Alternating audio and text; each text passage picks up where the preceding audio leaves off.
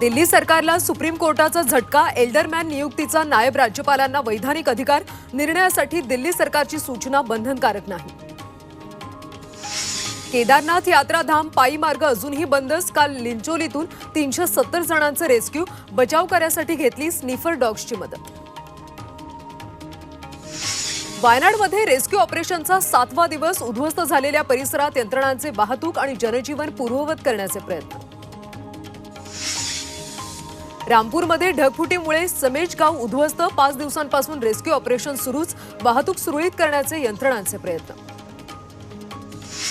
गुजरातच्या अनेक भागात येत्या 24 तासांसाठी रेड अलर्ट। वलसाड, गांधीनगर, अहमदाबादसह अनेक जिल्ह्यात पावसाचा कहर। दक्षिण गुजरातमध्ये मुसळधार पाऊस।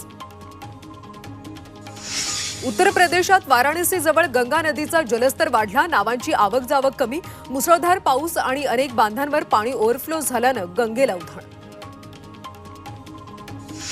ढगफुटीचा तडाखा बसलेल्या कुलू मनाली महामार्गावरून आता एकेरी वाहतूक सुरू। 1 ऑगस्टच्या ढगफुटीत महामार्गाचं मोठं नुकसान। दुरुस्तीचं काम सुरू।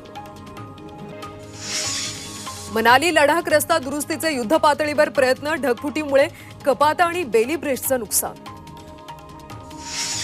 शेअर बाजारात मोठी पडझड। सेन्सेक्समध्ये 1400 अंकांची तर निफ्टीमध्ये 400 अंकांची घसरण। आंतरराष्ट्रीय मार्केटमधल्या पडझडीचा परिणाम। श्रावणी सोमवार निमित्त जगप्रसिद्ध काशी विश्वनाथाची विशेष पूजा। बाबा विश्वनाथांच्या दर्शनासाठी देशाच्या कानाकोपऱ्यातून काशीमध्ये भाविकांची गर्दी। भारतीय डाक विभागाकडून पॅरिस ऑलिम्पिकसाठी समर्पित पोस्टल स्टॅम्प आज होणार जारी। टेलिकॉम मंत्री ज्योतिरादित्य सिंधिया आणि क्रीडा मंत्री मांडवी यांच्या हस्ते आज उद्घाटन। डीआरडीओ बीडीएलला 200 अस्त्र मिसाईल बनवण्यास मान्यता। स्वदेशी क्षेपणास्त्रांच्या निर्मितीसाठी भारताचा मोठा पुढाकार।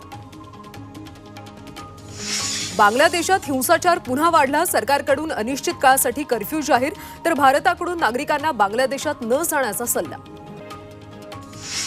पॅरिस ऑलिम्पिकमध्ये हॉकीच्या उपांत्य फेरीपूर्व भारतीय संघाला मोठा धक्का। खेळाडू अमित रोहिदासवर एका सामन्याची बंदी।